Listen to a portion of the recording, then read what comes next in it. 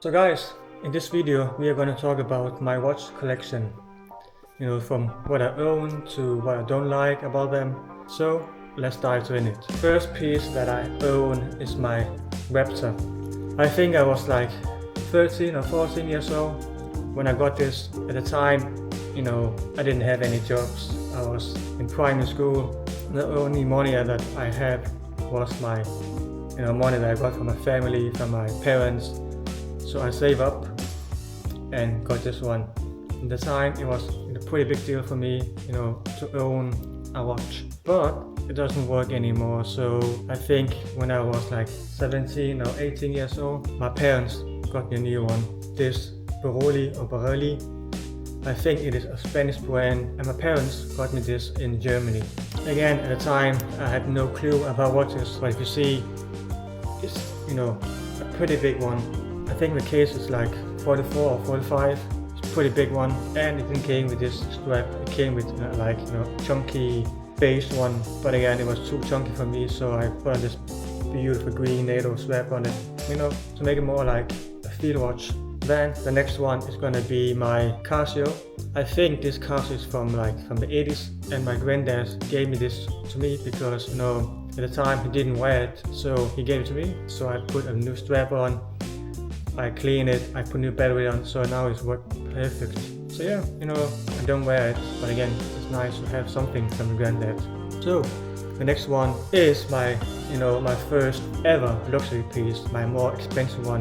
I don't own it anymore, but it was my Omega Genie from 1975. A stunning piece. I think it was like 37 mil in a case. Beautiful piece. I had it for like 2.5 years, but the reason I sold it was lost time. It lost like 5 minutes a day, which is pretty much. So if you know, the service for Omega is pretty expensive and might have time and date. So the service is going to be more than the whole watch. Now we have my Frederique Constant.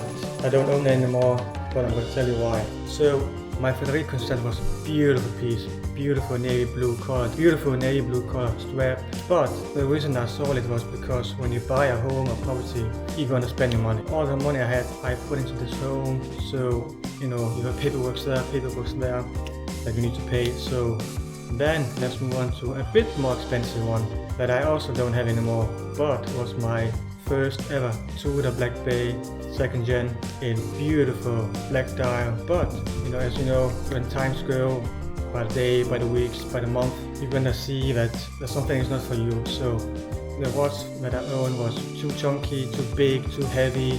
I decided to let it go on, and I got my first Rolex ever. It's a Rolex Oyster Perpetual in 41 with this beautiful silver champagne-ish color dial with 18 karat yellow gold index. This one is my daily. Again, stunning piece, and again on this piece you don't have anything to say bad. The next one, however, has one thing that I don't like, and that is you don't have any adjustment, and you need to adjust your count. That is the only thing that is downside on this piece, and that is my Tudor Royale in 38. It has the beautiful dial ever. Salmon, pinkish color dial. The reason I got this piece was because of the Rolex Air King in 34. But when I went to the AD to see, the Air King size, it was pretty small. So I decided to buy my first ever OP. The next one is my own piece that I made in 2021. The brand is called Armin Okanovic, or Armin Okanovic, which is my full name. The bezel is crystal, the dial navy blue color, and it has crystal inside, and it has a date. Beautiful piece, my first prototype ever, and it had this beautiful butterfly strap. So yeah, there you go.